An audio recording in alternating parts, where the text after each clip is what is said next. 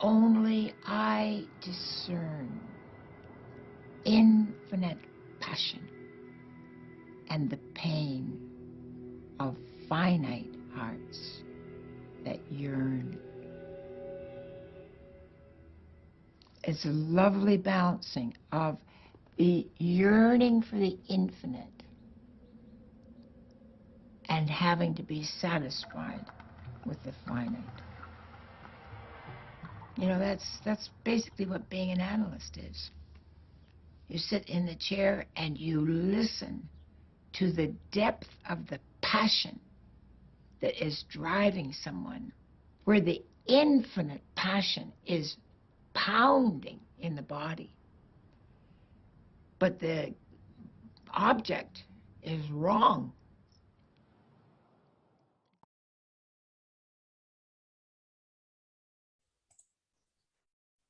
Bueno, muy buenas noches para todos y todas. Estamos muy contentos de poder llegar por fin a este encuentro, un encuentro de saberes, de experiencias en torno al alma, en torno a ese misterio, que no debería serlo tanto porque creo que no hay un tema del que se haya hablado más en la historia de la humanidad y del que se haya tratado más en tantos ámbitos y desde tantas perspectivas.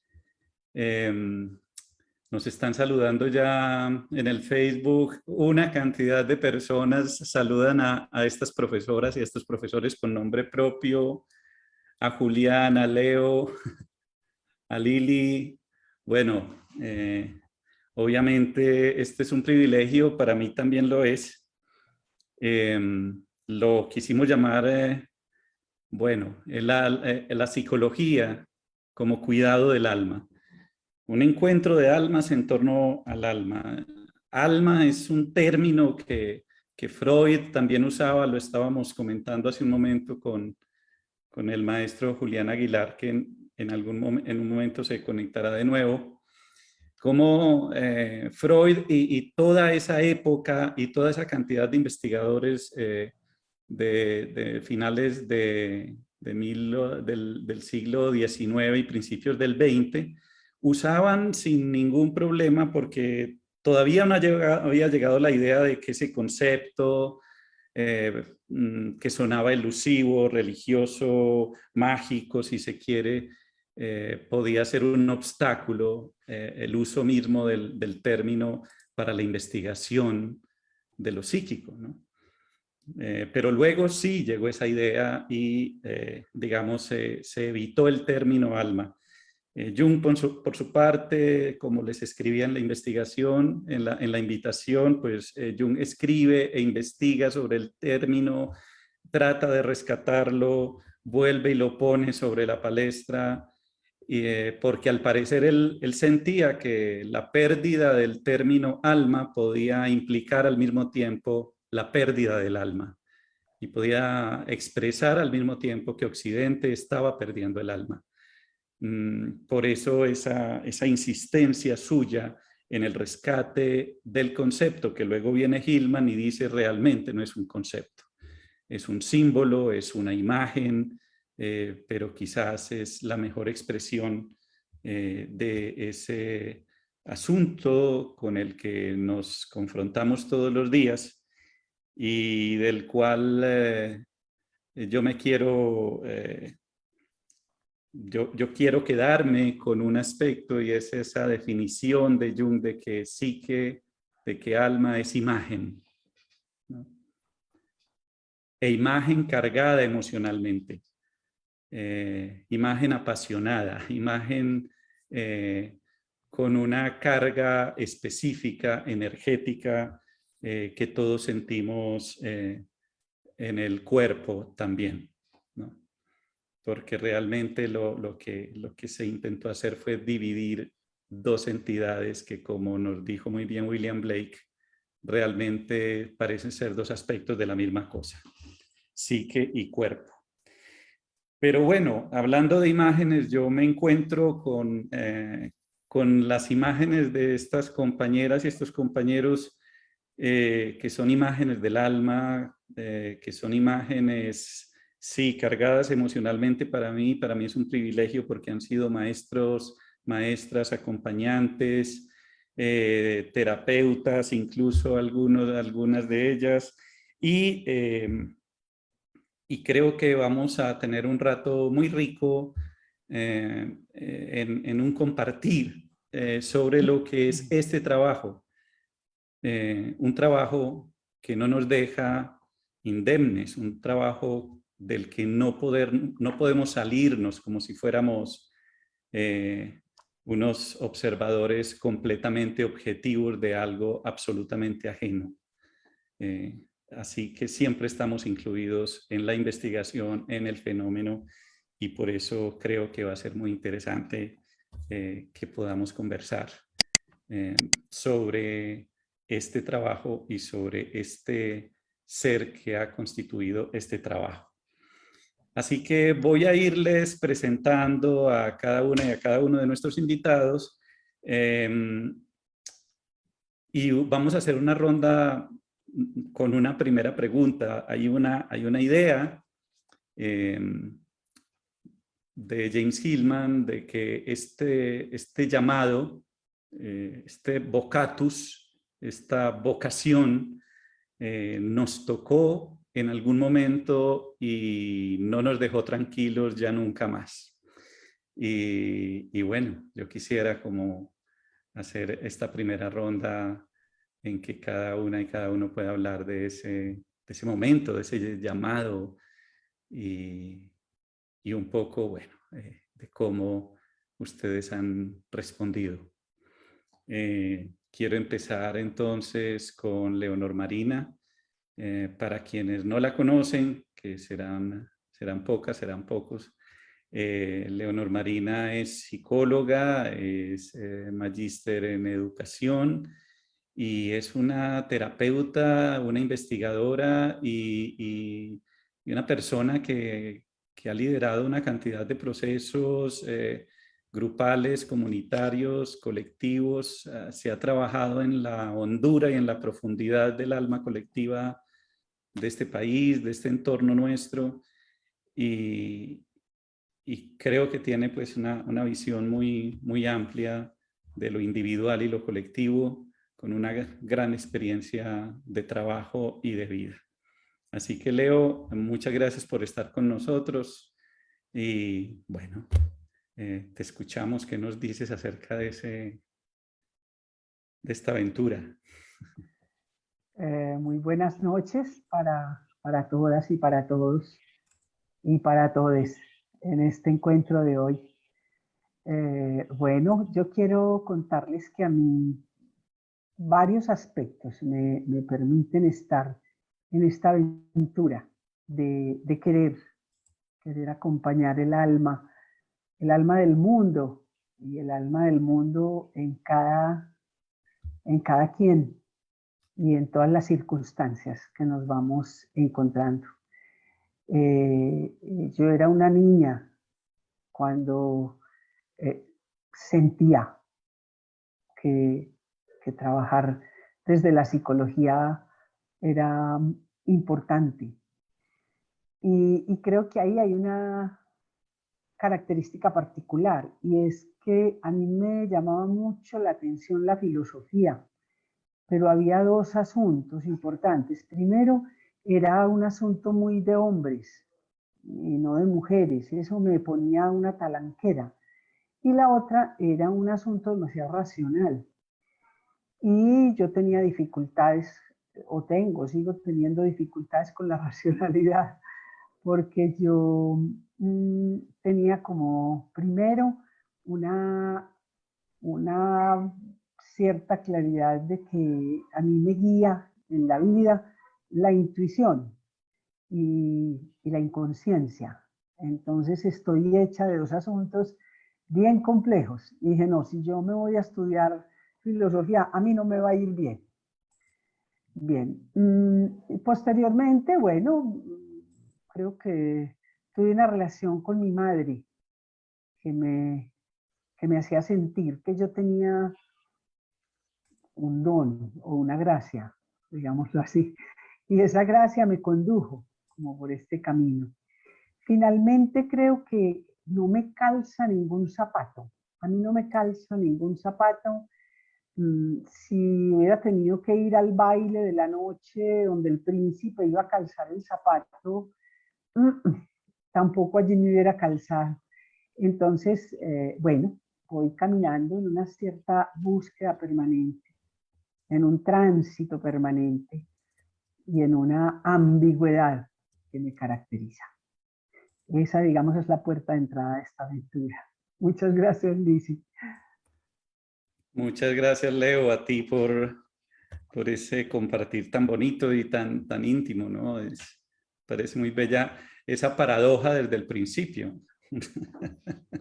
esa ambigüedad desde el principio, ¿no? Entre esa filosofía tan masculina, tan gustadora y tan masculina, y esa madre, ahí como muy bello, muy bella esa paradoja en el origen. Bueno, ahora le toca a Liliana Osorio. Liliana es psicóloga, es psicoterapeuta, también es magíster en intervenciones psicosociales de la Universidad Luis Amigó, especialista en psicología analítica y bueno, con un interés muy especial en la exploración de formas nuevas de psicoterapia, como el performance, como las herramientas del teatro, y bueno, actualmente en una investigación muy especial que tal vez nos cuente en su doctorado. Bueno, Liliana, ¿cómo nos cuentas tú, cómo nos compartes ese vocatus, ese llamado? Gracias, Lisímaco. Mira, todas y todos. Yo creo que para hablar de eso yo tendría que remitirme como a la trayectoria. Es algo que se ha ido construyendo. Digamos que inicialmente mi acercamiento a la psicología fue azaroso, casi como en términos de lanzar la moneda al aire y mirar qué salía para poner de segunda opción en el formulario de la universidad, ¿no? También con una intuición muy fuerte de mi madre, que finalmente fue quien influyó para que yo pusiera en esa segunda opción psicología. Y digamos que ahí comparto un poco como esa sensación inicial de estar muy chica, de la que hablaba Leo ahora cuando decía que era muy niña, solo que yo no tenía ninguna inquietud particular por la psicología, más allá como de reconocer que era para mí una oportunidad de estar en la universidad. Entonces hay un tiempo que es como del azar, pero luego hay un tiempo que es como de la decisión, que ya es al final de la carrera cuando tomo la decisión de continuar, y me empieza a llamar la atención como también una contradicción, y es que yo tenía profesores muy serios, muy serios, y pocos profesores que sonreían. Entonces, para mí fue definitivo encontrarme con una profesora que sonreía todo el tiempo, que está aquí en esta mesa de conversación. Digamos que el encuentro con Leonor fue como una posibilidad muy bella de encontrar algo que para mí es un poco compensatorio en ese momento de la vida, y es que yo sí soy más racional, y creo que estaba viviendo la vida muy racionalmente. Entonces el segundo momento es como esa decisión de la mano también de personas que acompañaron esa decisión en términos de poder rastrear otras cosas en mi vida que no fueran pues como la matemática y la física, que era en lo que mejor me iba en la vida hasta entonces. Y creo que hay otro momento que es como un momento de necesidad, que es cuando se empiezan a instalar las preguntas en uno, que para mí, digamos, está muy acentuado en el hecho de haber trabajado en la primera parte de mi experiencia profesional en el marco del conflicto armado y haberme tenido que preguntar de frente por el dolor ya no propio, y no solo por el propio, sino por el dolor de otras personas, y haberme encontrado sin recursos, como todo lo que había estudiado, todo lo que había hecho, todo lo que, para aquello que se supone que había estado formada, llega un momento en el que se agota. Entonces ese es como un momento para mí muy importante en términos de la vocación, y que coincide además con el hecho de interesarme por la psicología analítica. Y luego aparece como otro momento que es como el de la desidentificación, que creo que es el que estoy viviendo actualmente, que tiene que ver con poderse mover entre distintos lugares que uno ocupa, para descalzarse. Un poco siguiendo a mi profe ahí, a Leo, como para descalzarse, ¿cierto? Entonces, para mí el llamado es algo eh, que se va transformando a lo largo de la trayectoria, y también como en relación con la propia vida y con cómo la propia vida cuestiona lo que hacemos y cómo lo que hacemos cuestiona la propia vida. Yo diría como eso. Muchas gracias, Liliana. Muchas gracias por compartirnos ese camino de exploración, y tienes razón, no es algo como que se haga de una vez, como que estamos en ese tránsito. Bueno, quisiera escuchar entonces, que escucháramos ahora a Eduardo, aprovechando con la presencia de Eduardo Carballo aquí, para felicitar a todas nuestras amigas y amigos psiquiatras, porque es el Día de la Psiquiatría. Y como Eduardo además es venezolano también, entonces nos recuerda que hoy en Venezuela es el Día de la Psicología. Es decir, que están los dos días muy cerquitas, el de Colombia y el de Venezuela. Entonces, bueno, Eduardo, creo que ya muy conocido por estos lares, además porque nos hemos invitado mutuamente a muchos compartires. Eduardo es psiquiatra, como dije, es analista junguiano, es médico, y, y bueno, un montón de cosas más, porque también ha explorado los caminos de la psicología positiva, de la psicología humanista, en la que ha tenido también un recorrido, y es un formador de analistas, un divulgador de la psicología analítica muy conocido ya a nivel latinoamericano. Así que, Eduardo, reiterando también a ti el agradecimiento, y bueno, que nos compartas ese llamado tuyo. Muchas gracias, Liz, por la invitación y bueno, por el honor de estar compartiendo este espacio con Leonor, que sé de ella desde mi llegada aquí a Colombia hace ya más de una década, de Liliana, con Julián y con los dos Julianes. Entonces, de verdad que ha sido, muchísimas gracias por la invitación y bueno, ya tu audiencia que nos está oyendo y que de alguna manera permite que esta discusión se dé. Yo creo que yo soy un profundo defensor de los llamados, porque creo que los llamados son los que nos mueven en la vida, y creo que saber escuchar el llamado es fundamental para poder identificar cuál es nuestra verdadera naturaleza. Yo diría que aparte, cuando uno empieza a diferenciar las experiencias que se originan a partir de esos llamados, empezamos a tener como una cualidad muy particular que yo creo que va apuntando a este tema fundamental que tú estás trayendo, que es el tema del alma. Yo creo que el alma es una experiencia, y es una experiencia que se tiene cuando uno sigue en un momento determinado un llamado. Y yo creo que mi entrada al mundo de la exploración de la psique tiene que ver con eso. Yo vengo de una familia donde hubo mucho médico, casi todo, bueno, hasta mi generación yo diría que era una profesión muy de los hombres, habían pocas mujeres realmente que eran médicas en Venezuela. Entonces vengo de esta familia de mucho médico racional, pragmático, y casi que siguiendo esa tradición, yo diría, yo creo que había como una mezcla entre seguir la tradición y había una intuición, entro yo a estudiar medicina. Y para mi gran sorpresa, en el primer año de la carrera, yo digo, yo me equivoqué. O sea, esto no es lo mío, esto yo tengo que, me equivoqué definitivamente. Y creo que ahí empezaron a conjugarse dos experiencias muy importantes. Una, la del malestar, y otra, la de la intuición, que había algo que me decía, me equivoqué, pero había otra parte que no estaba tan seguro que se hubiese equivocado. Y esa parte que no estaba tan seguro fue a partir de allí que busqué ayuda psicológica para un poco dar respuestas a esto.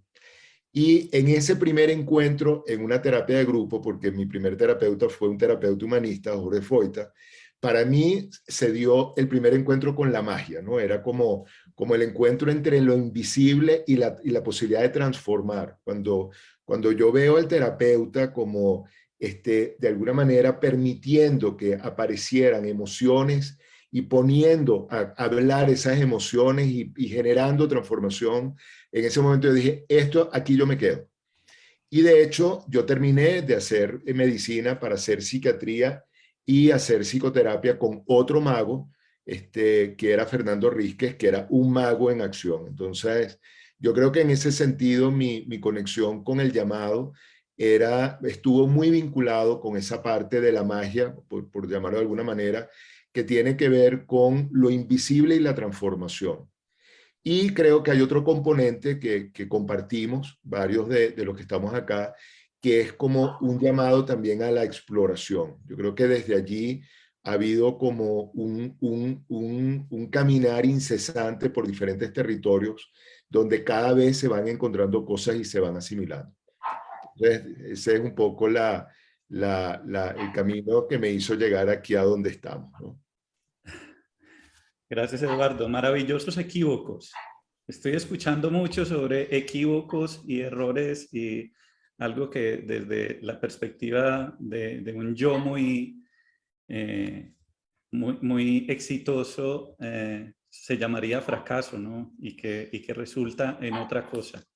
Creo que se va tejiendo un elemento común de cómo gracias a eso es que nos vamos encontrando en el camino y, como dices tú, en la experiencia de ese llamado. Muchas gracias. Bueno, sea el momento para escuchar a Julián Aguilar. Julián es, bueno, un profesor, un gran profesor que desde esta semana, desde la semana pasada que empezamos a invitar a este conversatorio, algunos escribían en los comentarios en las redes, Julián Aguilar, inolvidable.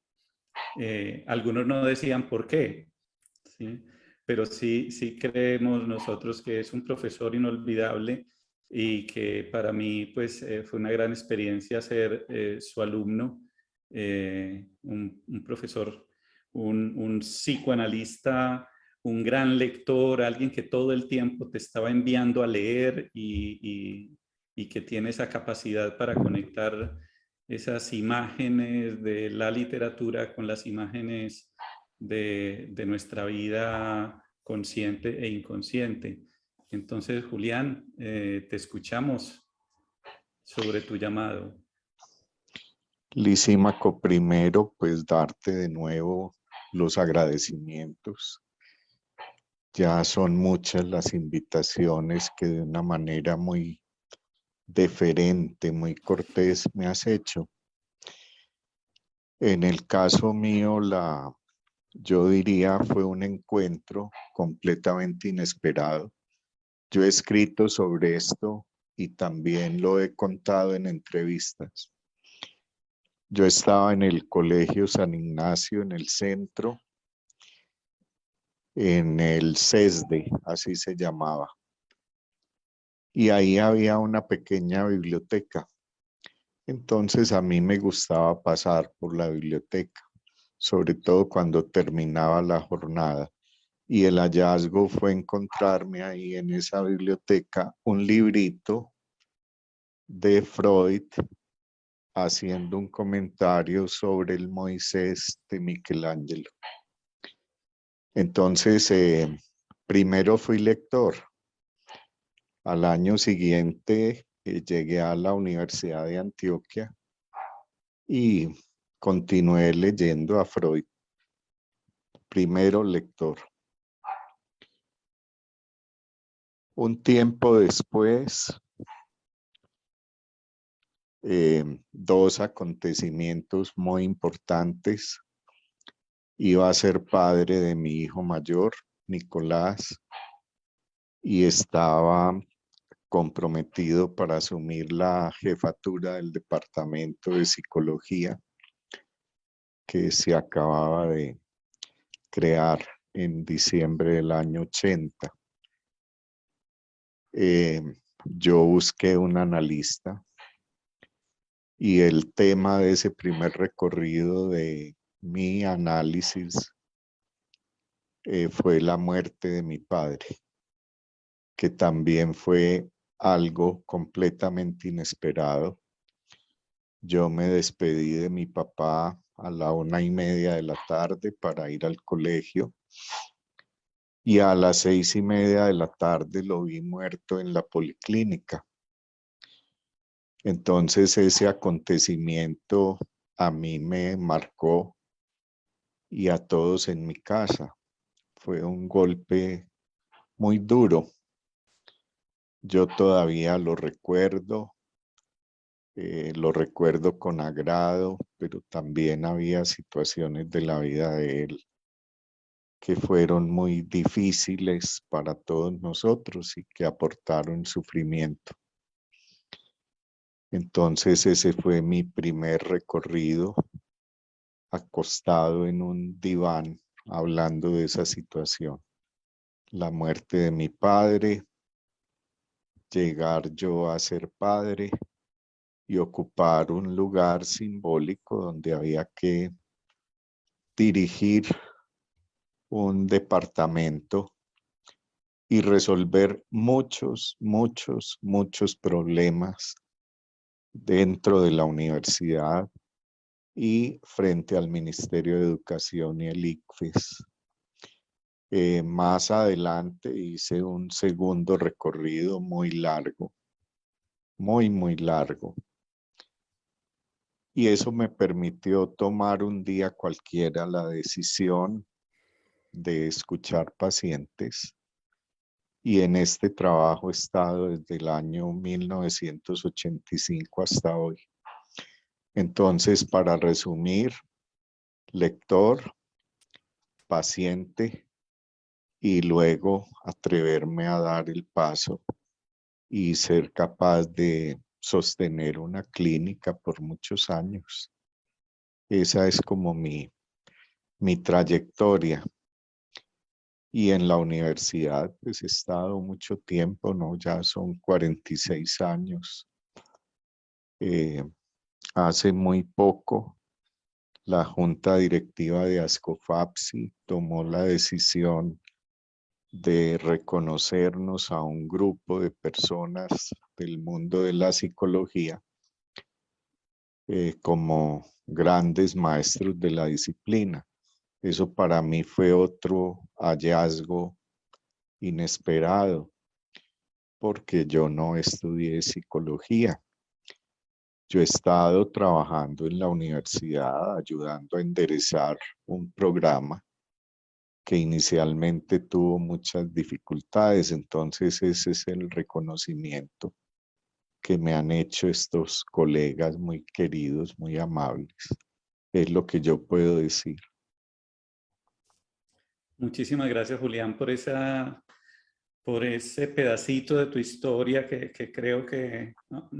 En un momento voy a leer los comentarios, pero aquí están tus alumnos y sé que muchas y muchos no lo conocíamos, pero que vuelve y nos pone sobre la pista de que este llamado no es un gusto superficial, sino que siempre está catapultado o lo hace emerger, porque quizás es un emergente de algo que está ahí, pero que lo hace emerger una experiencia fuerte como las que nos acabas de contar.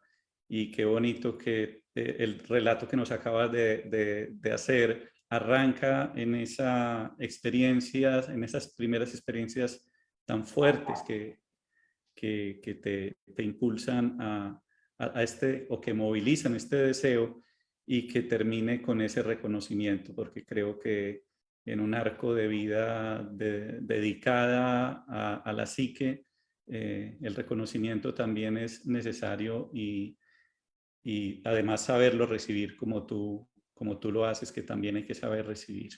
Muchas gracias, Julián.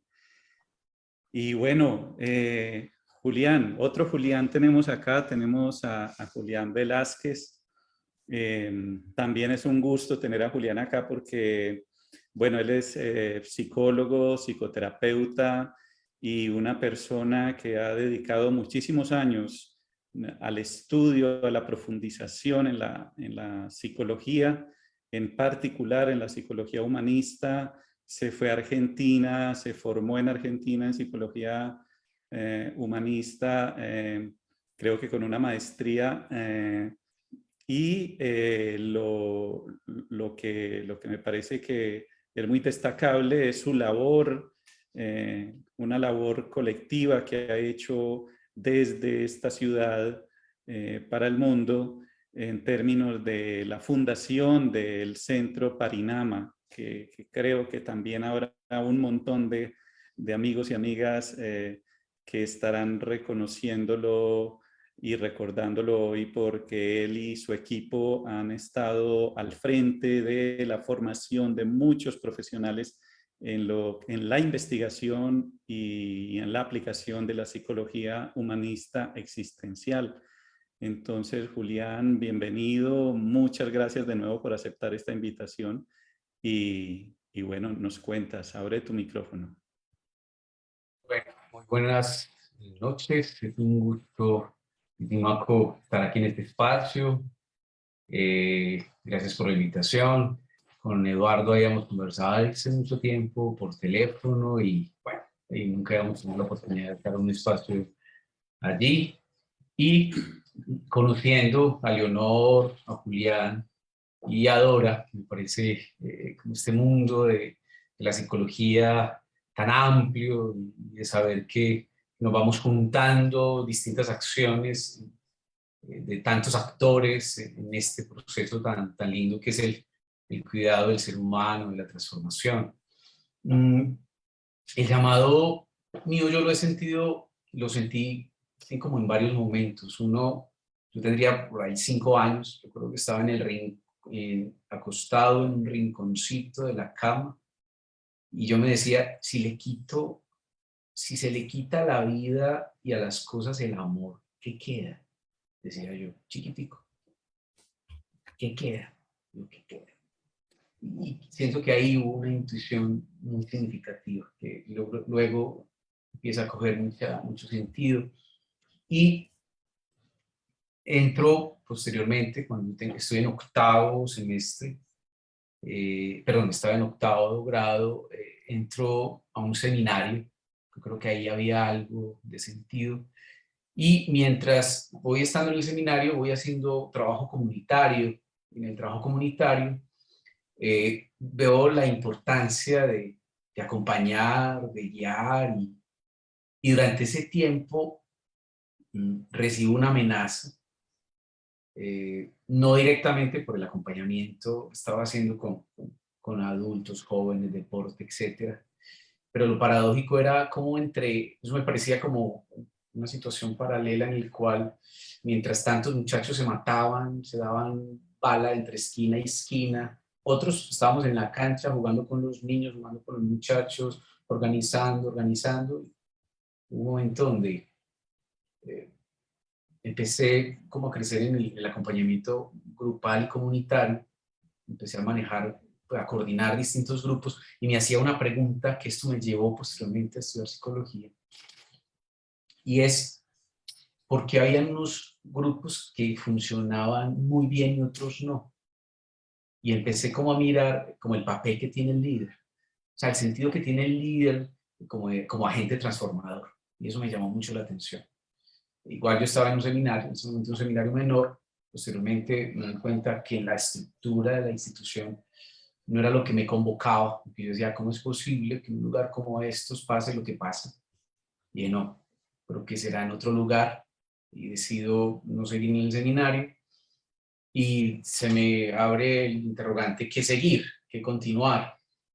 Y descubro que era por la ruta de la filosofía o por la ruta de la psicología, y es precisamente una religiosa que me dice, Julián, ¿y qué tal? ¿Qué tal? ¿Qué piensas de la posibilidad de una psicología? Y me llega a mí esa pregunta sobre el líder y sobre la comunidad y el papel que tiene el líder como agente transformador. Y eso precisamente, ese movimiento me lleva a mí a la psicología. Y lo veo en todo momento del psicólogo como agente transformador, que acompaña, que cuida, pero que tiene ese potencial de transformar. Yo recuerdo en esa época, de ese movimiento paralelo, yo decía, es la posibilidad de construir un mundo mejor. Y creo la posibilidad, y creo que gran parte del llamado es a generar y a posibilitar la transformación de un mundo mejor. Julián, muchas gracias. ¿Cómo nos une ese tema que ya con Eduardo me alcanzaba como a intuir de una cierta ruptura en la vida, de un cierto choque, ¿no?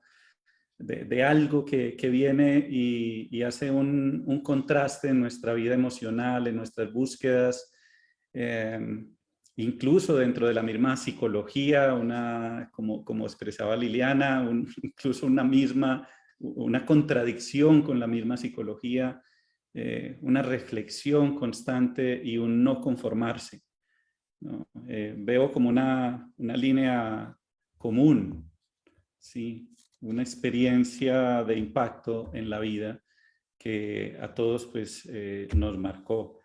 Bueno, lo que pasa, Julián, es que me pones en contacto con mi propia experiencia, entonces muy resumidamente les cuento que yo también fui de seminario menor en Jericó, y ahí se me ocurrió que qué bueno hacer cosas con la gente, porque también vi que tenía habilidades para trabajar con personas, con grupos en ese entonces.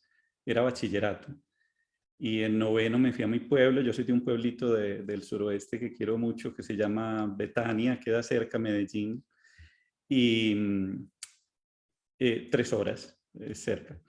Y en ese pueblito, pues yo llegué, yo ya, pues nada de seminario, pero yo llegué al pueblo y empecé como a meterme en todas las cosas culturales que puede haber en un pueblo, y de repente me empezó a ocurrir que las compañeras, las chicas, me empezaban a buscar para contarme sus problemas y sus historias, y yo había quedado con la espinita de que me gustaba hacer cosas con la gente y trabajar con la gente, y me contaban unas historias que yo ni siquiera podía acercarme a esas experiencias, porque eran historias del matrimonio, algunas eran casadas, de problemas que estaban pasando con sus parejas, y yo ni novias tenía.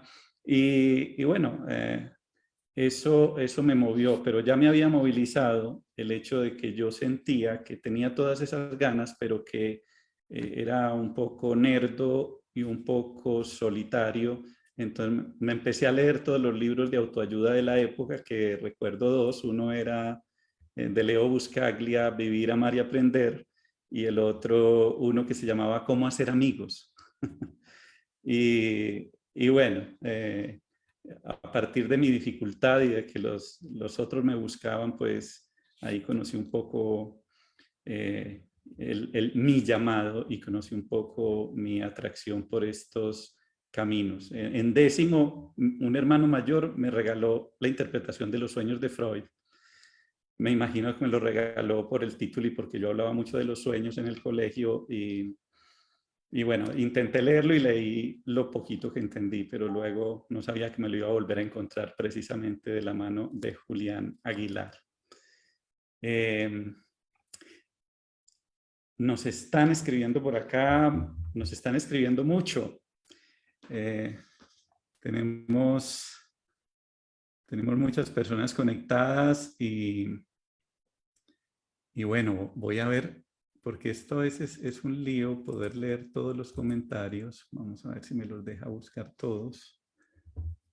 Y generalmente, Por aquí Juan David Lopera saluda a Julián Aguilar, dice: un maestro acompañante, un abrazo a las y los expositores. Mucho cariño en esa pantalla para mí, dice Juan David Lopera. Los saluda Luisa Amelia Calcaño, ella nos saluda desde Venezuela. Para Julián Aguilar, de parte de Adela Mesa también, la humildad que te hace tan grande. Bueno, Lucy Mejía dice que Vivir, Amar y Aprender también fue su primera lectura psicológica.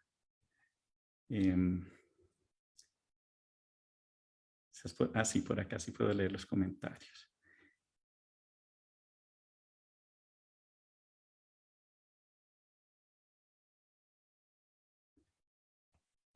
Bueno.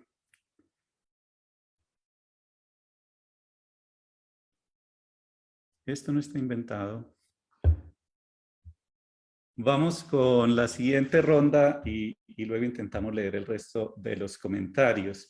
Bueno, la otra pregunta, y que creo que fue una pregunta que generó muchas conversaciones y que ha generado muchas conversaciones desde que la planteamos en la invitación, es sobre el trabajo en sí, ¿no? Yo decía, ¿qué es lo que ve y qué es lo que acompaña a cada uno y cada una? Si decimos que acompañamos el alma o como se quiera llamar el objeto de este trabajo, eso, ¿cómo ha hecho su tránsito y cómo hace su tránsito a través del trabajo que llevan a cabo en sus diferentes campos de acción? ¿Qué es lo que escuchan?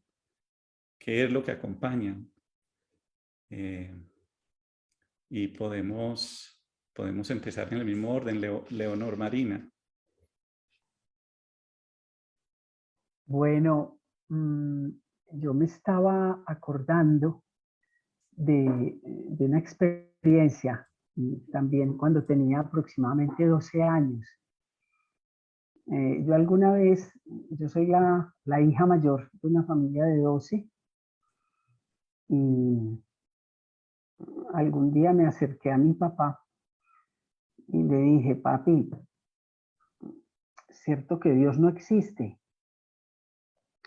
Y me dijo: sí, hija, es verdad, no existe, pero no le cuente a nadie porque nos excomulgan.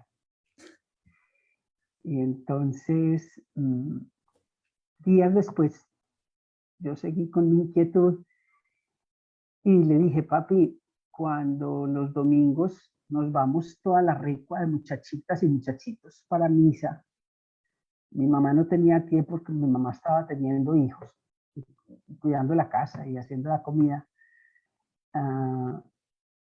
Yo veo que tú no vas a misa y no comulgas. Y me dijo: yo sí comulgo, yo sí comulgo. Usted ha visto lo que yo hago los domingos por la mañana al desayuno. Su mamá me hace una bandeja con 2 arepas y muchos huevos revueltos. Y yo parto 13 pedacitos de arepa. Y a cada pedacito le pongo un poquito de huevo. Y los llamo uno a uno y les doy la comunión, porque yo soy Dios. Yo creo que esa experiencia vital para mí me conectó con una experiencia del orden del misterio, diría yo, del orden de lo misterioso, y para mí, digamos, ahí se reúne eso que llamamos alma, que es la pregunta que tú nos hiciste cuando nos propusiste este conversatorio.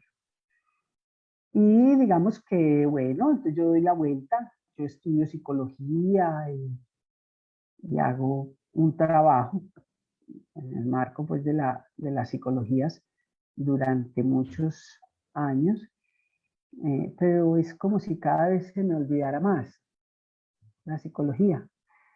Y digamos que alguna vez que trabajamos en las jornadas educativas de salud mental, un poco la idea era estar cerca de la gente a través de su experiencia vital de muchos tipos, ¿cierto? Y hay otro aspecto que es importante como en mi historia, y es que desde muy joven, cuando empecé a hacer trabajos con la psicología en mi profesión, siempre me acompañó un teatrero o una teatrera. Y bueno, hoy estoy en los laboratorios de teatro, que sigue siendo lo mismo. Entonces hay como lo que llaman en psicoanálisis un rasgo unario. Es como una expresión lo más importante. Porque ese rasgo permanece en mí. Y creo que la respuesta de mi papá es esa experiencia que les conté. No era una respuesta, una experiencia egoica, por el contrario, era una respuesta del alma. Era como eso que alguna vez en Thomas More yo leí, que el alma era la reunión del cuerpo y el espíritu. Entonces, digamos que como eso no es un zapato, porque eso es un misterio, porque eso es una hondura, pero también es una verdad tan profunda como la piel, o sea que está ahí, en lo más sensible. Digamos que desde ahí abordo yo el tema del alma. Y podría hablar de la última experiencia en este momento. Yo estoy trabajando con un proyecto de búsqueda e identificación de personas dadas por desaparecidas. Y estoy acompañando un proceso que está por hacerse público, digamos, esta semana, que es un reconocimiento de una mujer que se llama Elda Nellis Mosquera, alias Karina, antes de ser desertora de FARC. Y quiero contar que en estos dos procesos he sido invitada, como un poco desde ese trabajo que yo hago de la psicología, pero que justamente creo que tiene que ver más con el alma, y el alma como la reunión de todos esos asuntos. Y digamos que allí está la posibilidad de siempre acompañar en mí, fundamentalmente, y en las otras personas con quienes estoy, la pregunta por lo que ahora no me gusta tanto hablar de las voces interiores, pero sí de esas otras voces y esos otros seres que nos habitan, y darle forma, digamos, a esas voces que están ahí y que acallamos. Y eso tiene todo que ver con mi historia, porque yo creo que fue un motivo de gran sufrimiento para mí ser tan intuitiva y tan inconsciente, como lo dije ahora, como puerta de entrada. Porque vivir así en este mundo no es fácil, no ha sido fácil. Creo que cada vez es más fácil y cada vez estoy más serena y más tranquila, porque si estos 67 años no me dan para eso, qué pena conmigo misma. Pero digamos que ha sido como muy bonito poderme acercar a estas personas con las que estamos trabajando en el marco de este país, un país de 8 o 9 millones de víctimas, necesitadas como de comprender qué fue lo que pasó en el marco de la reconciliación, por ejemplo. Entonces ahí creo que lo que está en juego es el alma y ese misterio tan grande que a mí me permite hablar con los campesinos de Granada, de San Rafael, y yo diría como en un lugar del mundo, la facilidad que tienen para reconciliarse, para ver a una mujer en su rol de guerrillera reclutó a sus hijos menores y cómo la escuchan y la ven desde el otro rostro y se acercan y tienen la capacidad de ver esa humanidad. Entonces, bueno, ese misterio de ir tras los ángeles y los demonios es maravilloso. Y bueno, cada vez hay que vérselas más con los propios para dar chance a las imágenes de los otros. Y finalmente, quiero decir una cosa, yo no sé interpretar, yo no interpreto, a mí esa vaina yo no la sé hacer.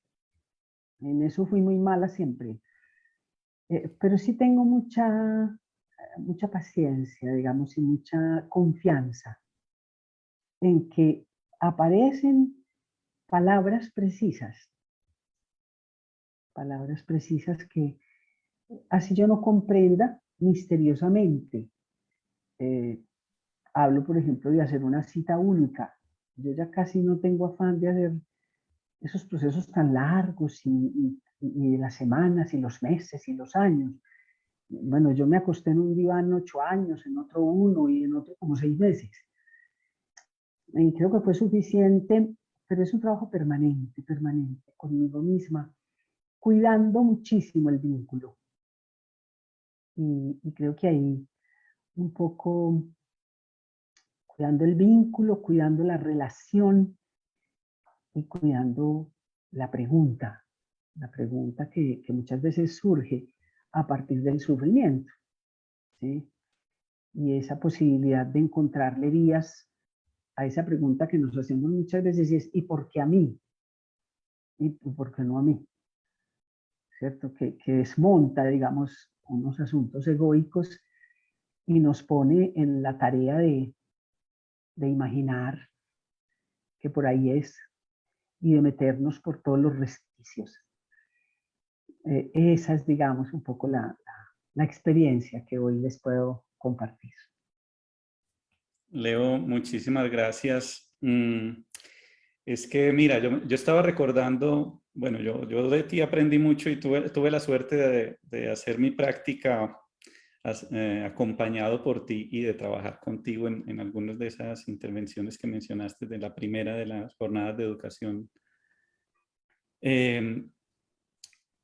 Y yo recuerdo una cosa que habrán muchos alumnos míos conectados, muchas alumnas, y este cuento yo se los he contado a todos, de que una profesora una vez me dijo que cuando fuera a trabajar con un grupo, si tenía 1 hora para trabajar con ese grupo, llevara el guión muy clarito de cuánto iba a durar la primera actividad, cuánto iba a durar la segunda, cuánto la reflexión, es decir, 20 minutos, para que cuando llegara al grupo pudiera hacer cualquier cosa que tuviera que salir.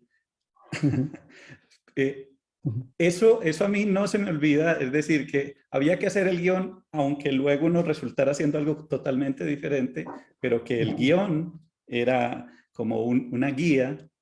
Eso a mí no se me ha olvidado y me opera en la vida para muchas cosas. Y creo que casi, y perdóname porque voy a hacer un forzamiento, yo sí voy a interpretar. Es como si esa fuera una imagen de lo que nos acabas de contar y de lo que tú has dicho esta noche sobre sí soy psicóloga y sí trabajo en psicología, pero ya quizás no es psicología. Precisamente es eso. Porque yo creo que precisamente de lo que das cuenta es de un saber que ya está integrado en la vida, ya se hace, ya no es una teoría que uno tenga que tener todo el tiempo allí y citarla todo el tiempo y quién dijo esto para saber si lo hago. Precisamente, y ese es uno de los motivos de invitarte esta noche, es porque ya pasamos hace rato de esa lucha y esa guerra de los autores y de las corrientes.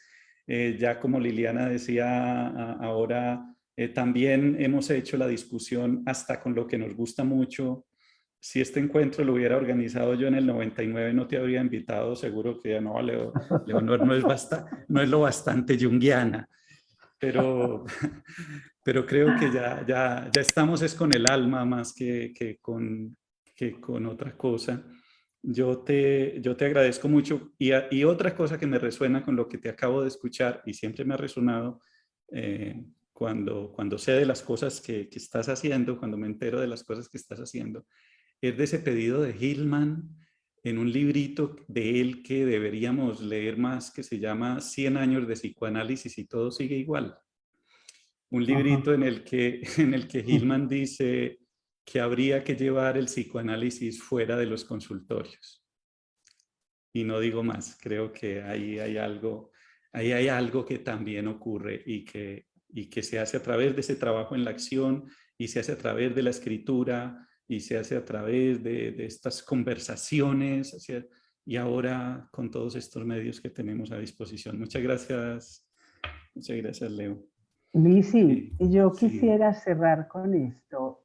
Yo recuerdo cuando era la profesora de psicoterapia en la universidad, yo ya no sé qué año era ese, pero en esas clases de psicoterapia, algunas estudiantes me preguntaban, oiga, pero usted ¿para qué hace lo que hace cuando nos cuenta estos trabajos y estas experiencias?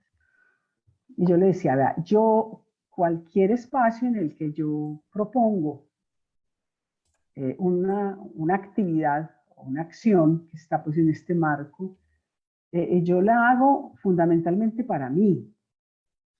Yo no tengo el afán de hacerlo para nadie, entonces yo lo hago para mí y me da muy buen resultado, porque yo siempre, la pasión que pongo ahí me regala, a mí el encuentro con los otros y las otras me regala muchísimas cosas, y eso ya es suficiente. Y eso un poco tiene que ver pues con esa experiencia de lo misterioso. Bueno, muchas gracias. Con mucho gusto. Juan David López escribe a propósito, pasar por el cuerpo la experiencia del taller. Al hacer talleres siempre están las enseñanzas de Leonor Restrepo.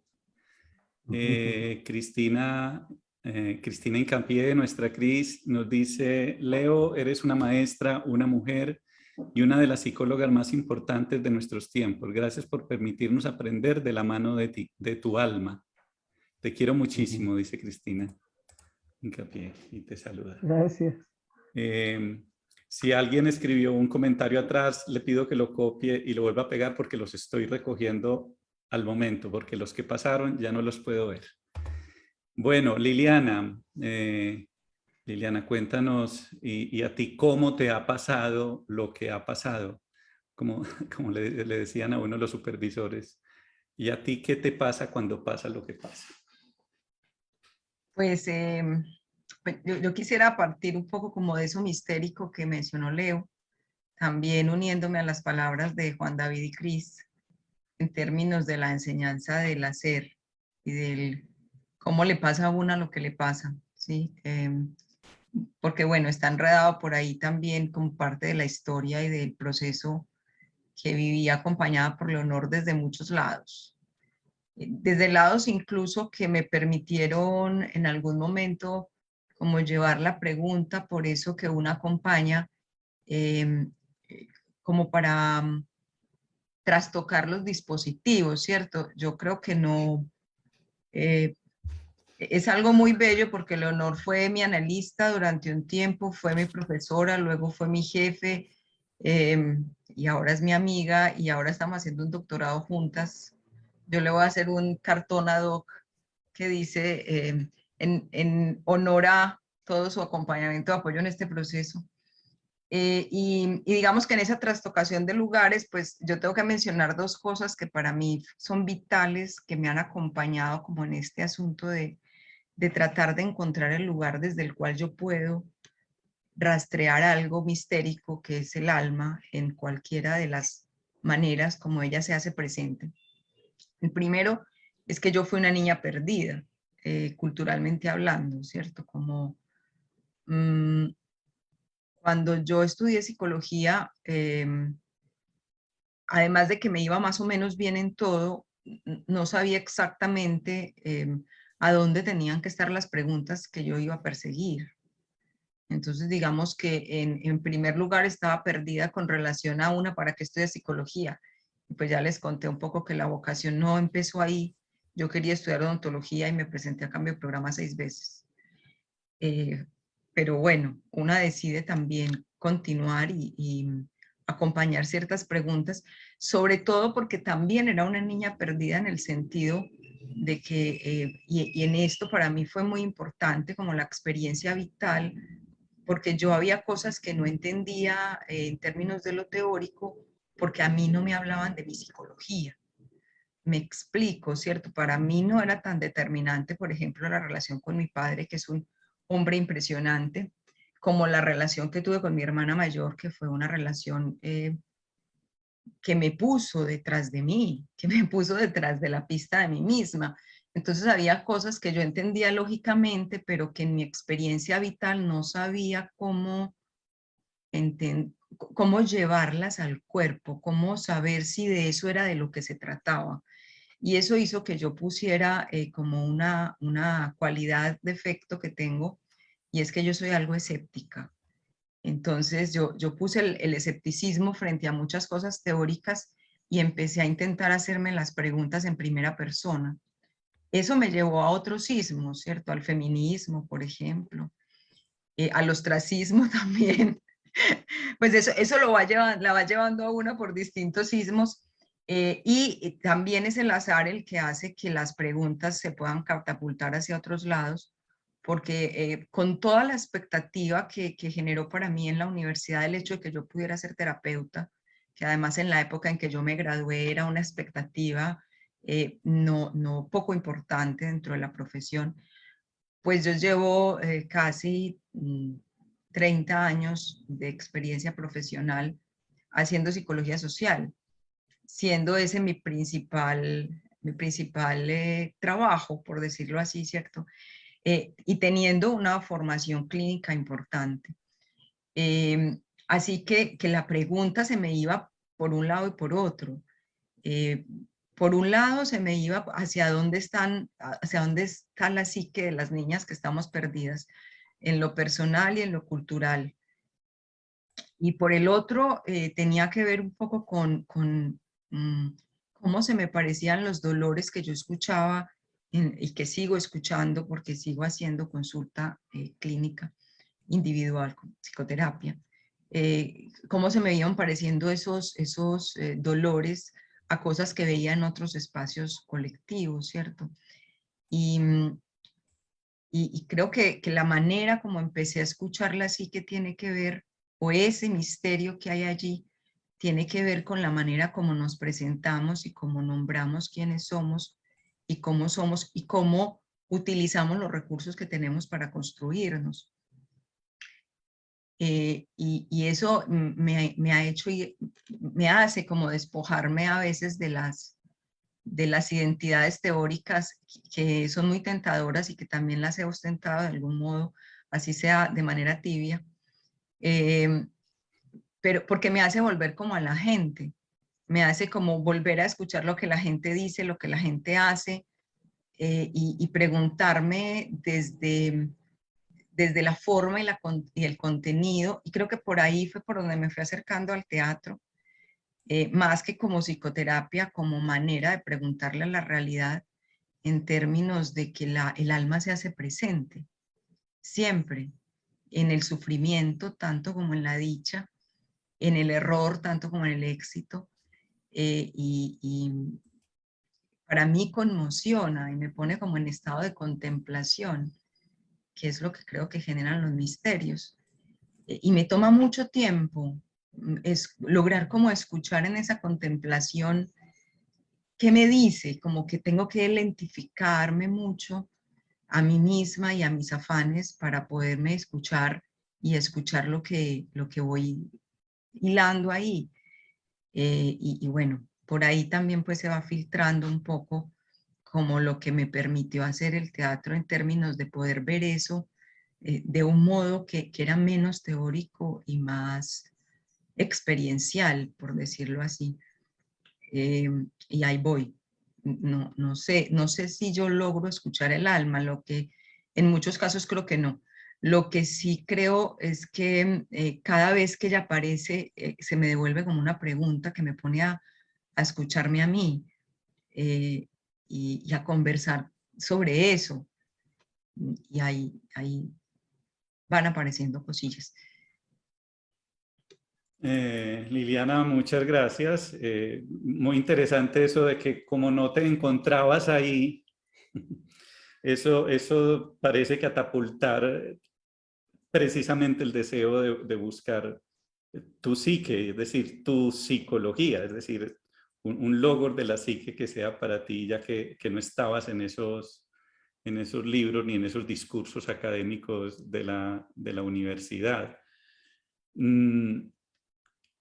Te voy a pasar una pregunta que te hacen en el chat, y es que Sandra Liliana Gaviria pregunta: ¿cómo hace psicología social siendo alguien situada en el istmo del ostracismo? Eso es que ahí hay un asunto que tiene que ver con la contradicción, que es muy bonito, porque yo podría hacer la misma pregunta en términos de cómo hago para tener fe siendo escéptica. ¿Cierto? Claro, hay una cosa que tenemos los introvertidos que para mí ha sido como una búsqueda también, en términos de que sí es un lugar más tranquila la casa, por decirlo así, ¿no? Sin embargo, hay como toda una energía vital que es que me conecta mucho como con el hecho de que las personas en lo cotidiano y las interacciones en los contextos comunitarios no son, es más, yo no sé si yo lo que hago es psicología comunitaria en lugar de psicología social, ¿cierto? Que la psicología social es un asunto más teórico, una vaina más teórica, y ahí me pierdo un poco más. Pero digamos que en el contexto comunitario lo que hay cercano es el contacto con el otro, y ese contacto puede ser muy íntimo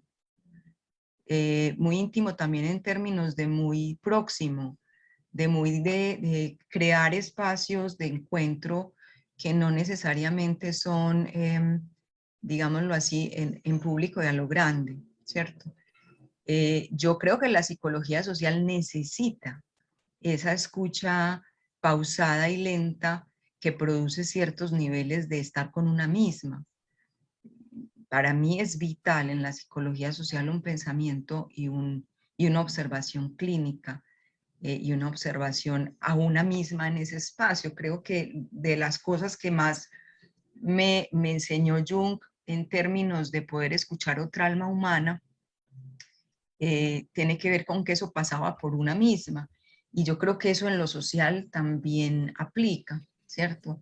Y era un espacio de compensación increíble, porque yo podía tener toda mi vida social puesta en el trabajo y el resto de mi vida social ya era más mía y más íntima, entonces eso me ayuda a compensar. Pero bueno, ahí se me ocurren muchas historias, pero nos extenderíamos mucho. Hay mucha tela que cortar en esas contradicciones, porque además son nutritivas y no se convierten en sintomáticas.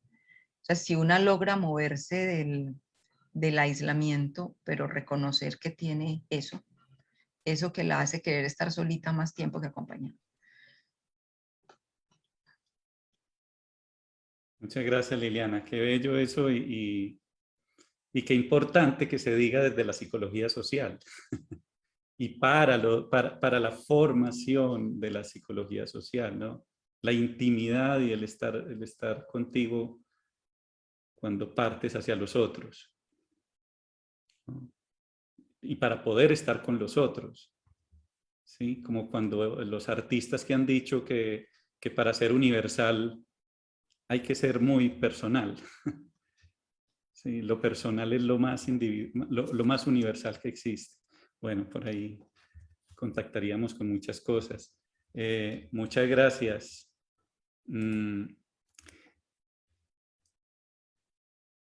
Como debe ser acerca de lo que estamos hablando, leo esta reflexión de Markin, que es conocido de muchas y de muchos acá, por supuesto, Dice Markin, el desahucio de la psicología normal, que prefirió acercarse al concepto de pseudociencia en lugar de servir para algo a alguien.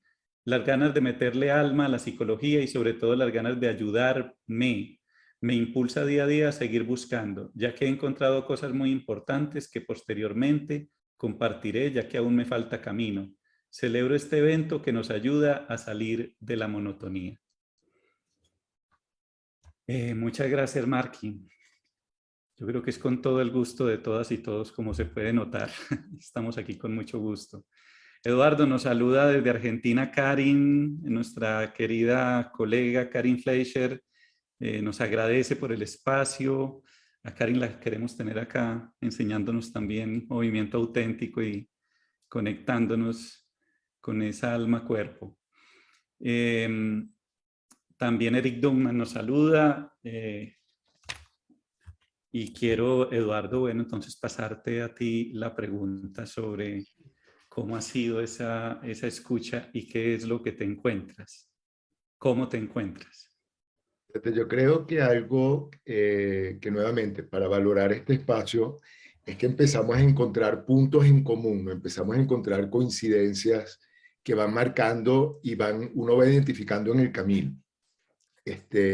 Yo coincido con lo que comentaba Leonor y lo que comentaba Liliana en relación al vínculo del misterio con esa búsqueda de alma, ¿no? Es como pudiéramos, o sea, se me ocurre que de repente es ese tratar de encontrar el alma escondida en el misterio. Otro elemento que comentaba Liliana, que creo que es muy importante, es el tema de las contradicciones, ¿no?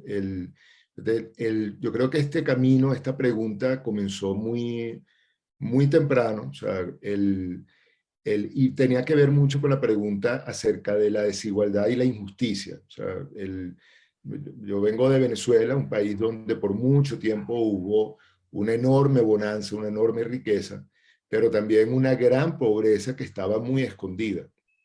Y yo recuerdo que mi papá, que tenía una gran sensibilidad social como médico, él nos llevaba para que nosotros viéramos para que viéramos, acompañáramos y aprendiéramos a estar en esa otra cara, ¿no? Y en esa visita permanente y buscando hacer cambios, yo me empecé a encontrar con el misterio, que para mí era no solamente un descubrimiento, sino era un placer, como uno veía personas que en principio se podían aproximar con mucho dolor y mucho sufrimiento, y al cabo de cierto tiempo empezaba a moverse algo y sucedía algo donde surgía una energía diferente, surgía una actitud diferente, desde una valoración, desde el agradecimiento, y para mí empezó a haber una pregunta acerca de esa cosa mágica, ese momento mágico donde del sufrimiento surgía otra cosa. Y algo que nos inculcó él a toda la familia, creo que era como una especie de valor familiar, que lo tenía él porque lo traía la familia, era un poco el sentido de responsabilidad que se tenía cuando tú estabas de alguna manera un poco más favorecido que otras personas, la responsabilidad que tenías en tratar de lograr una simetría, tratar de aproximar esa distancia que muchas veces podía separar. Y ahí nuevamente hubo una conexión muy profunda con personajes, una cantidad de gente espectacular que venía desde diferentes culturas y de diferentes realidades. Y con ellos yo aprendí que muchas veces lo que está presente es un nudo que no se sabe desanudar. Y yo diría que hoy en día lo que yo vengo haciendo desde mis comienzos en la pregunta acerca de la psique es aprender a desanudar. Y afortunadamente me acompaña, yo diría que una actitud un poco optimista, y que la he encontrado en mis escuelas de psicología. O sea, yo creo que el primer contacto con la psicología humanista me puso en contacto con esa parte optimista de la vida, ¿no? Resuené mucho cuando Julián Velázquez comentó que un poco el sentido de su trabajo era construir un mundo mejor. Yo creo en eso y creo que eso es lo que permite que se mueva cuando uno tiene un cierto optimismo. Y con Jung, voy a decir algo que mucha gente cada vez que lo digo me critica, pero no me importa porque yo lo sigo creyendo. Yo creo que Jung fue un gran optimista en el sentido de que si le das permiso a la estructura, va a evolucionar a una mejor versión de sí mismo. Entonces creo que en ese desanudar ha habido como una aproximación, una exploración a acercarse a personas, acercarse a vidas humanas, poder reconocer dónde están los nudos y ayudar o tratar de ayudar a desanudar un poco. Algunas veces no se puede desanudar completamente, pero aflojar un poco ese nudo y de una manera como también asombrosa, como pasaba cuando estaba pequeño, surgía un algo diferente, surgía otra cosa, que muchas veces se acompañaba sí, yo diría como de un algo, de una resonancia energética muy diferente que está a otro nivel. Y yo creo que yo sigo buscando eso, o sea, ya a lo mejor un poco ya más viejo, yo diría que hay una pregunta acerca de lo espiritual que cada vez me marca mucho más. Es un tema que cada vez me cuesta menos hablarlo, creo que los terapeutas tenemos un poco un prurito de hablar de lo espiritual, y yo creo que si tenemos una cierta sensibilidad, encontramos la experiencia espiritual en muchos momentos de la vida. O sea, yo creo que ahí nuevamente, bueno, voy a hacer una aclaratoria que sé que para muchas personas está de más, pero igualmente quiero hacerla, que espiritualidad es diferente, muy diferente a religiosidad. Y yo creo que en este mundo y en estas culturas tan religiosas que van escondiendo esos otros aspectos del humano, hay que empezar como a atreverse a sentir y hablar de esas experiencias internas que tenemos. Y eso es lo que ha venido marcando el camino, y eso yo diría que es lo que enmarca el trabajo mío en la actualidad. Muchas gracias, Eduardo. Es bien, bien interesante este término que traes del optimismo y del optimismo que permite hacer y movilizar. Debe ser un optimismo particular porque es un optimismo del alma, no solo del yo, no solo del ego, porque el optimismo que es solo de la superficie, es que hoy leía esta frase de Saramago. Y fíjate cómo da la vuelta al contrario, dice, los únicos interesados en cambiar el mundo son los pesimistas, porque los optimistas están encantados con lo que hay. Obviamente yo creo que se refiere a un tipo de optimismo muy de la superficie, que es ese optimismo que quizás se está vendiendo mucho de la prosperidad y la felicidad per se, y más por la imagen externa, más de la máscara de la persona. Porque creo que tú nos hablas de un optimismo que precisamente mira hacia el futuro, pero porque sabe de la materia que estamos hechos y de que en esa materia hay mucho trabajo, pero que se puede trabajar, ¿no? Es bien interesante. Igualmente habrá pesimistas que no hagan nada, ¿no?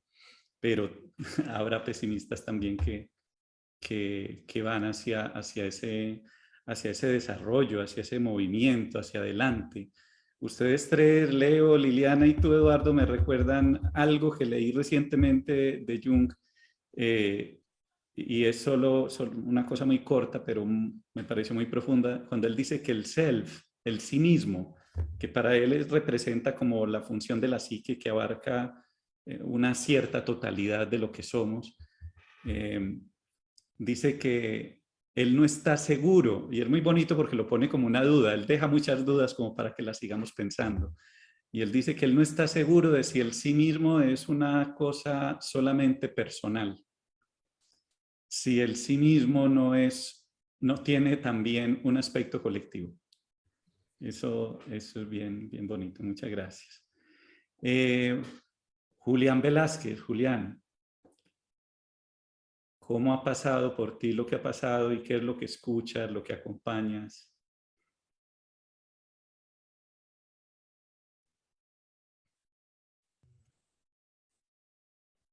Veo qué pasa en mí y que miro una experiencia de encuentro. Y eso es lo que miro. Eso es lo que dice Martin Buber del entrenador. Por eso yo no creo que exista una psicología individual. La psicología es tanto individual como colectiva, psicosocial, podría decir. Porque el señor que llega, uno llega con todos.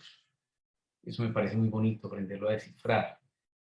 Y cómo ver a ese otro que me interpela en este entrenos, en este encuentro. Yo siento que es lo que pasa, de ahí es donde siento, descubro, nos descubrimos y vamos en un proceso de, yo pienso, ahí coincido también con Eduardo, en un proceso edificante. Es un proceso edificante. Es un proceso de saber, de acompañar en ese tránsito. Entonces me encuentro con el otro y miro un ser humano que se debate en lo que es, en lo que va haciendo. Es decir, un alma encarnada, todo el tiempo. O sea, en ningún momento veo que hay, de hecho, la espiritualidad juega un papel muy importante, como toda esta visión humanista existencial va a plantear del sentido, o sea, ¿qué pasa? Porque muchas personas se nos perdió el sentido. ¿Qué pasa con el sentido? Pero para poder sentir, para descubrir el sentido tengo que sentirlo, tocarlo, verlo, y el misterio obviamente está presente, lo invisible. O sea, hay algo que me mueve a mí que sé que está, pero no está, pero está. Entonces, ese asunto de ver en el otro, en el siendo, en ese debate, en su devenir, en su transformación. Hay un asunto que yo encuentro en este asunto, en una capacidad de transformación que tenemos. Y cuando hablo de la transformación no me refiero a esa visión idealista, quería así ser optimista, precisando con lo que dice Eduardo, y es precisamente que esa transformación puede ser pues, progresiva o corruptia, como lo he nombrado, es decir, también una transformación que va en un proceso donde la persona se distancia también de lo que va haciendo, de sí mismo, pero eso es lo que va haciendo. Entonces yo veo posibilidades cuando acompaño, límites, todos los límites del ser, del alma como tal, pero al mismo tiempo toda la potencialidad. De hecho, Abraham Maslow dice que es lo que lleva a la persona a consulta. No son los estados neuróticos, no el estado psíquico de salud que hay en él. Si no, no iría. Si no, no iría. Entonces, eso es lo que descubre en ese proceso de la posibilidad de ver esa lucecita en algún lugar. Por eso, ahorita cuando decía Leonor, pueden ser 10, 20 o una sola sesión. Como yo digo a los estudiantes, miren, es la única oportunidad que tiene esa persona, o que más bien usted tiene para decir, existe la posibilidad, y existe una posibilidad distinta. En una mirada, en la referencia, en acompañar, en ver al otro. Desde la fenomenología decimos que el amor es una mirada, y como mirada, como una visión, unas visiones socioantropológicas, en esa mirada, el amor es al intentar ver al otro en su expresión, en lo que es, cómo va siendo, y eso es lo que se presenta. Por eso la presencia para nosotros juega un papel tan importante, pero me exige a mí mucha presencia, también en una encarnación, y una honestidad de cómo estoy, cómo voy siendo, qué va pasando conmigo, qué no está pasando, qué descubro, qué no siento, mis límites, mis miedos, y es verme, porque el otro juega un papel de espejo, es decir, me espejea en mi humanidad y en mi experiencia.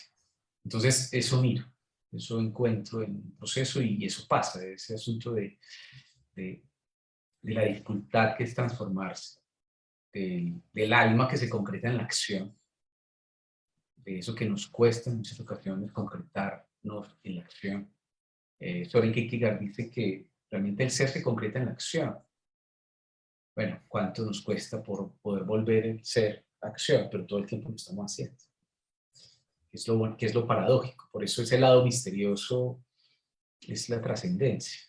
Y es como poder acompañar esa trascendencia que me pregunta a mí, que me interpela a mí cómo voy siendo, cómo voy molestando, cómo mejor puedo acompañar. Por eso creo que una de las mejores maneras de cuidar el alma, de cuidar al ser humano, en términos de este asunto acompañarles también, es cómo lo voy haciendo en mí, en términos de eso que nos pone en nuestra propia altura, pues que nos baja, que nos desinfla, o que nos dice, dale un poquito.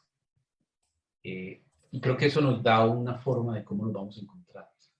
Entonces, con la pregunta del Simaco, ¿qué escucho? ¿Qué escucho? ¿Qué siento? ¿Qué percibo? ¿Qué descubro? ¿Qué me abre? ¿Qué me confronta? ¿Qué me da miedo? En ese asunto del acompañar. Creo que todo el tiempo, en este encuentro del acompañar psicoterapéutico, me lleva a eso. Saber que el otro, cuando miro al otro, me descubre como ser humano, como claridad, como aquello que no tengo claro, pero también un proceso de esclarecimiento que logro con el otro. Y en ese caminar, en ese acompañar, pues para realmente poder ir siendo con el otro. Muchas gracias, Julián. Qué, Eso me qué parece. bonito. Qué bonito. Y cómo lo mencionas desde la coherencia, ¿no? Desde la coherencia de saber que uno también está en ese camino, ¿no? De eso que se expresa a través del síntoma, pero que hay que descubrir, ¿no? Eso que quiere ser. Eso que quiere el ser. Muchas gracias. Bueno, y por último, pero no al último, Julián Aguilar, ¿qué nos cuentas de tu escucha?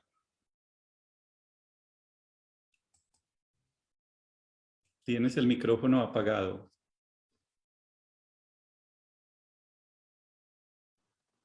Bueno, ya logré prender el micrófono de nuevo. Me gustaría decir esto. Todo lo que les pueda decir ahora es completamente provisional. Yo no tengo certeza. Y a propósito de estos asuntos, pues, ¿qué certeza vamos a tener? ¿Qué certeza hay? Decir la vida es sagrada, la vida es un misterio. La sexualidad, el deseo, la muerte.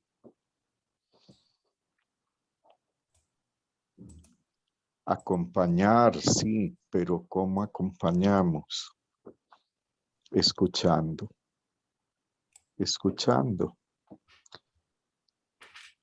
Pero ese escuchando también se devuelve escuchándome. Yo puedo contar anécdotas triviales. A veces a las personas y a los estudiantes en las clases les pregunto, cuando ustedes hablan, ¿se escuchan? Y eso produce sorpresas. Entonces, para poder escuchar hay que tener una sensibilidad, pero no basta con tener la sensibilidad. Esa sensibilidad hay que cultivarla. Y en el caso mío, yo empecé a cultivar esa sensibilidad desde muy pequeño. Yo puedo contar una anécdota. Evoco sobre todo una de esas casas grandes de Bucaramanga en el centro, muy españolas. Y aquí en los pueblos de Antioquia uno las vuelve a ver. Había una puerta que daba a un zaguán y enseguida estaba la puerta propiamente dicha de la casa y se abría un patio y en ese patio pues había muchas bifloras y azaleas y de pronto agua. Y en la parte de atrás de la casa, más allá de las habitaciones, estaba la cocina y más allá de la cocina el lavadero y un solar. Y en ese solar yo me sentía a solas. Y cuando volvía del solar, de estar observando, por ejemplo, las hormigas, que a mí me parecían fascinantes, pasaba por la cocina. Y para mí la cocina era un lugar encantado, no solo porque la cocinera estaba cocinando, sino por esto. No hay cocinera sin radio. Y entonces, en el radio, yo escuchaba canciones y me di cuenta que esas canciones tenían que ver con un asunto misterioso y enigmático, el amor. La música tradicional, la música popular nuestra, gira alrededor de ese tema, pero no cualquier amor, sino el desencuentro amoroso. Si naciste y corazón en el pecho, decía una canción. El hombre marinero no se puede casar, porque al dejar el puerto lo pueden engañar, y así por el estilo. Entonces, muy rápido empezó en mí una sensibilidad por las palabras y por lo que las palabras dicen en su ambigüedad. Los lingüistas dicen en su polisemia.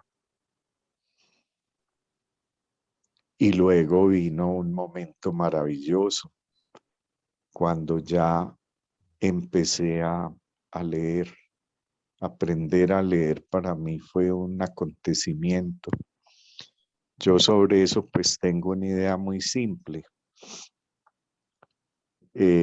La palabra escrita es muy reciente en la historia de los seres humanos.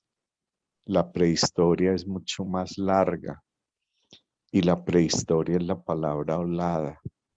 Es el mito que se cuenta, son las cosmogonías, tratando de desentrañar los misterios.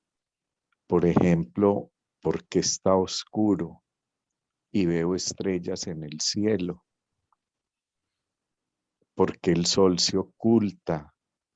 ¿Por qué aparece la luna así y desaparece? Etcétera. Entonces, ese encuentro con la palabra escrita para mí fue una maravilla, por una razón muy simple, porque la memoria de la especie que antes pasaba de boca en boca, ahora queda fijada como texto. Yo me he encontrado una y otra vez esa manera de pensar. Voy a hacer apenas dos alusiones que me gustan mucho. Una a Quevedo.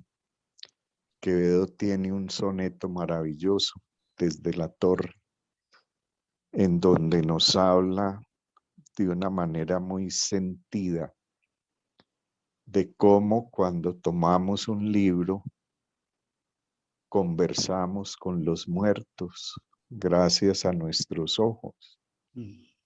Es decir, la memoria de la especie está en los libros. Tal vez el año pasado, tal vez, me encontré una historia que como historia personal es triste, pero lo maravilloso es lo que esta mujer con su tristeza y con su historia dura logra escribir. Ella se llama Irene Vallejo y nos habla del universo en los papiros, el universo en los libros. Entonces, para uno poder acompañar a otro, para uno poder escuchar, debe también saber escucharse. Y en el caso mío hay dos actividades muy tempranas. Una pues es la pasión por las letras. el aprender a leer y después el descubrimiento inolvidable de la gran poesía del siglo de oro, que son 250 años. Yo he contado muchas veces esta historia. Cuando yo estaba en el colegio del Estadio, eso era segundo bachillerato, había un jesuita que era profesor nuestro, el padre Darío Benítez, y todo el mundo en el fondo se burlaba de él y decían que era un loquito. Y ese loquito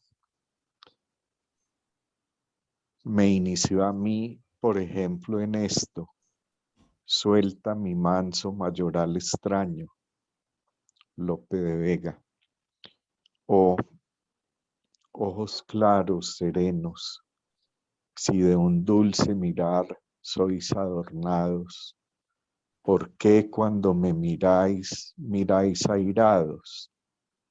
Etcétera, Gutiérrez de Cetina. Es decir, la gran poesía y la música. La música para mí también ha sido otra pasión.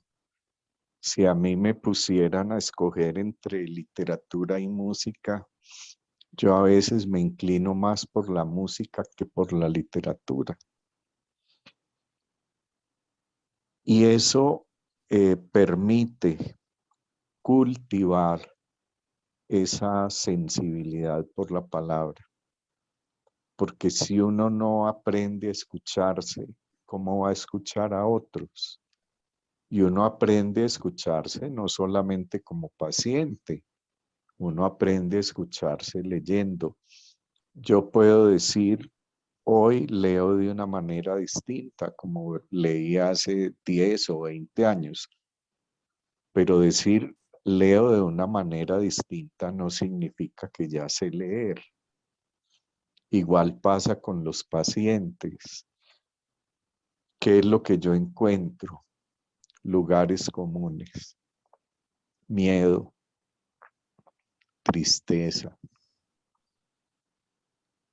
culpa, sufrimiento al que yo le añado el adjetivo inútil, angustias, inhibiciones, remordimientos, rivalidades, es decir, de lo que estamos hechos, estos míseros mortales que somos todos nosotros. Y también encuentro otro elemento, ese que yo oía chiquito cuando pasaba por la cocina, el amor. El amor, el desencuentro amoroso, y en las palabras de un poeta maravilloso: ay de mí, si esto es amor, cuánto atormenta. Yo creo que cualquiera de nosotros que ha tenido la posibilidad de escuchar pacientes, que ha tenido la posibilidad de escuchar estudiantes que a veces se acercan, o lo que decía Leonor Marina o Liliana, cuando van a las comunidades y escuchan las historias de la gente. De eso es de lo que estamos hechos y hay que tener sensibilidad para eso. Y quiero ser claro, hay que estudiar, pero lo mejor que uno puede hacer con eso que estudia, con eso que lee, cuando está con un paciente, es olvidarse de todo eso. Si el paciente habla, déjelo hablar, no lo interrumpa. Si por alguna razón ese paciente entra en silencio o se desvía del tema, intervenga. Una pregunta simple relanza ese discurso. Y si está el temor, si está la pasión, si está la culpa, si está la angustia, eso se puede anudar de otra manera. Anudar de otra manera como aprende uno a anudar distintos tipos de anzuelos dependiendo de lo que vaya a pescar. Eso es todo un arte. Anudar de otra manera, de pronto más adecuada. Ustedes me escucharon hace un rato. Yo conté una historia que me pasó antes de cumplir 15 años. ¿Qué significa anudar esa historia de otra manera? Yo la cuento sin dolor. Yo la cuento sin angustia. Yo la cuento sin culpa. Yo la cuento sin resentimiento. Y la vida es eso. Con cada día que pasa, la probabilidad de mi propia muerte se va acercando más a uno. Vamos en camino hacia la muerte, que es el misterio de los misterios. Y nos acercamos a ese misterio todas las noches. Todas las noches hacemos la experiencia de la muerte por un ratico. Pero nada garantiza, y aquí voy a evocar un poeta grato, Jorge Gaitán Durán, si mañana despierto. Mi abuela, que vivía ahí en la Castellana al frente de la casa de mi mamá, almorzó y se acostó a dormir y nunca se levantó, nunca despertó. Entonces uno poco a poco, en la medida en que va haciendo su recorrido, pues va aceptando eso. Podemos hablar, podemos sentir, podemos decir, podemos mentir, podemos acercarnos a la verdad, siempre y cuando que sepamos que la verdad no se deja agarrar, aparece y es evanescente. Yo admiro mucho el trabajo que hace el padre de Ru, a quien conocí en el colegio, pero sé que la verdad no la vamos a saber del todo. Entonces, yo diría cultivar una cierta sensibilidad para poder acompañar a otros. Y en el caso mío, las palabras, los escritores y la música. Hay muchas músicas. Yo desgraciadamente soy muy ignorante porque conozco un poquito de la música culta de Europa. Mientras los muchachos de mi edad estaban maravillados con 4 pelados de Liverpool, yo escuchaba cuartetos de cuerdas. Es decir, una cosa muy extraña, excéntrica. Sí, con esto quiero terminar. Hoy, mirando en perspectiva, si alguna palabra se aviene conmigo, es la palabra excentricidad. Yo les decía hace un rato, hablando de ese reconocimiento que me hace Ascofapsi, que yo no soy psicólogo, y sin embargo lo que reconocen en mí es el trabajo que hice a favor de esta profesión desde la universidad. Entonces yo sé que he sido una persona excéntrica, pero eso no significa que yo sea el ombligo del mundo ni la medida de todas las cosas. Como muy temprano en la vida me di cuenta que el mundo no estaba hecho a mi medida, tenía que hacer un lugarcito, un nichito, y desde ahí he podido hacer algunas cositas. A veces me suena la flauta y a veces disuena. Eso es lo que yo pudiera decir. Lian, pues muchísimas gracias. Yo creo que te ha sonado muchas veces y por suerte hemos sido testigos de todas las ocasiones en que te ha sonado. y hoy te sonó en muchas ocasiones con unas imágenes que nos dejas ahí muy vitales además, ¿no? Que es de las cosas que uno más valora. Y yo recuerdo que había compañeros que criticaban a los profesores cuando hablaban de sí mismos, pero creo que hay un equívoco ahí. Hay un hablar de uno mismo y hay otros hablares de uno mismo. Por supuesto. Sabemos cuándo uno habla de sí mismo para conectar con el alma, con la psique colectiva y hay otros que sí son obviamente pura presentación. Muchas gracias por lo que has hecho hoy también por esa intimidad que generas para ti, para todas y todos. Aquí hay saludos a los profesores, a ti, Senen. Tú sabes que la gente se pone unos nombres en internet. Ustedes sabrán quién es. Aten Senen Izquierdo. Saluda a mi profe, qué bueno verlo.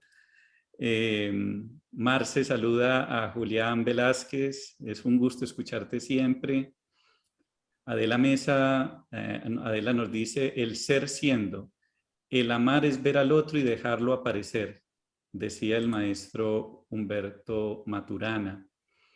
Bueno, Pléyade Estelar saluda a Julián también, muy reconocido por sus estudiantes, por las personas que han trabajado con él. Nos han acompañado una gran cantidad de personas y no solo de Colombia, de fuera también han estado por acá saludando. Yolanda finalmente nos agradece por el espacio, por la palabra de cada una y cada uno, por sus memorias y por hablar desde el alma, que yo creo que eso era lo que finalmente quería decirles, porque ese era el objetivo. Y si uno pone este tema, yo creo que está de alguna manera incitando al alma a que se exprese, ¿no? Y creo que eso fue lo que hicimos hoy y yo les agradezco por permitirse esa apertura en algo que puede ser tan público y al mismo tiempo tan íntimo, otra vez tan individual y tan colectivo, otra vez tan del cuerpo y del alma. Creo que seguimos aquí buscando acercarnos a la verdad de la paradoja, o más bien al misterio de la paradoja. Y creo que la palabra misterio estuvo por acá tocándonos, rodeándonos. Para mí, cada vez más la espiritualidad va siendo la aceptación del misterio. En ocasiones del misterio, por ejemplo, de que hay cosas que nunca me van a ser explicadas del todo, que nunca voy a entender del todo, ni de otra persona, ni de mí. El misterio de que hay un pedacito que voy a entender y hay un montón que no. Entonces, a ustedes, mis queridas y queridos colegas, mis maestros, mis compañeros y mis acompañantes de viaje, muchísimas gracias por atender a este llamado del alma, por hacer alma con todas y todos los que están conectados y conectadas, porque si este es el valle de hacer alma, creo que un poquito así se hace, y cada uno y cada uno, yo sé que lo hace desde su lugar, cada día. Bueno, muy buenas noches para todas y todos, gracias. Gracias a ti también. Bueno, Buenas que estén noches. muy bien. Un gran abrazo. Para todos ustedes, un abrazo muy grande y estuve muy, muy bien acompañado. Les agradezco muchísimo. A ti, Julián. Sí, Julián. Ya.